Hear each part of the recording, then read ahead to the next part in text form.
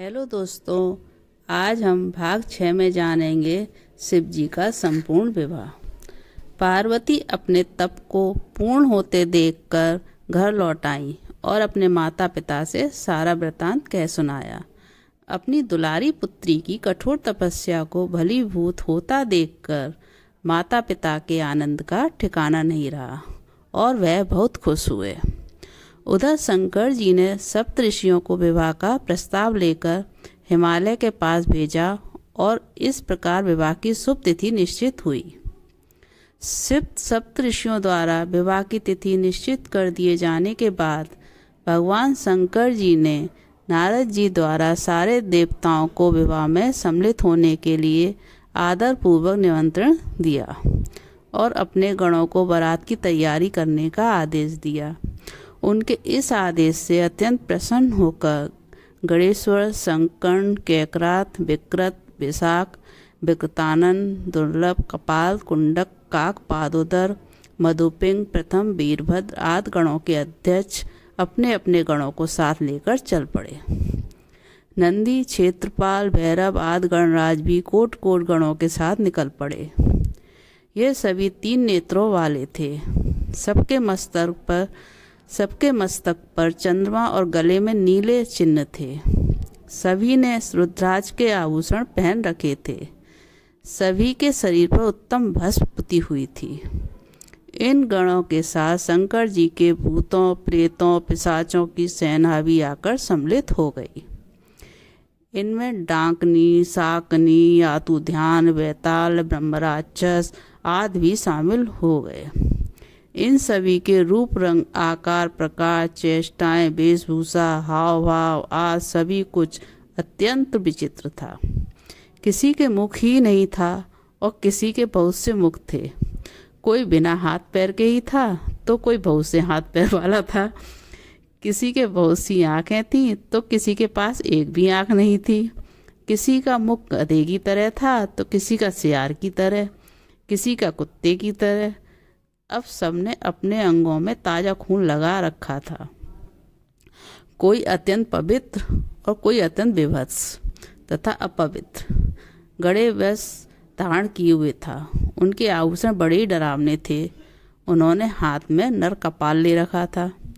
वे सबके सब अपनी तरंग में मस्त होकर नाचते गाते मौज उड़ाते हुए महादेव शंकर जी के चारों ओर एकत्रित हो गए। चंडी देवी बड़ी प्रसन्नता के साथ उत्सव मनाती हुई भगवान रुद्रदेव की बहन बनकर वहां आ पहुंची।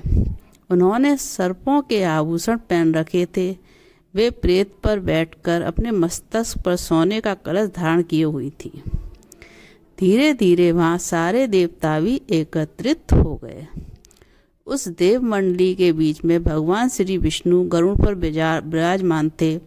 पिता में ब्रह्मा जी भी उनके साथ थे। मूर्तिमान वेदों, शास्त्रों, पुराणों, आगमों, सनकादिक, मदासिदों, प्रजापतियों, पुत्रों तथा कई परिजनों के साथ उपस्थित थे। देवराज इंद्र भी कई आभूषण पहन अपने ऐरावत गज पर बैठ वहां पहुंचे थे। सभी प्रमुख ऋषि भी वहां आ गए थे। तुमरु, नारद, आहा, ओहु आदि श्रेष्ठ गंधर्व तक किन्नर भी शिव जी की बारात की शोभा बढ़ाने के लिए वहां पहुंच गए थे। इनके साथ ही सभी जग माताएं, देव कन्याएं, देवियां तथा पवित्र देवांगनाएं भी वहां पहुंच गई थीं।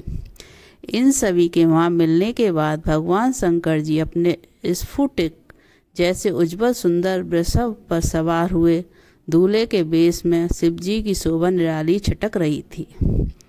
इस दिव्य और विचित्र बारात के प्रस्थान के समय डमरुओं की डमडम, शंखों की गंभीर नाद और ऋषियों महर्षियों के मंत्रोच्चारण, यक्षों, किन्नरों, गंधर्वों के सरस गायन और देवराओं के मनमोहक नृत्य और मंगल गीतों की गूंज से तीनों लोग परिव्याप्त हो उठे।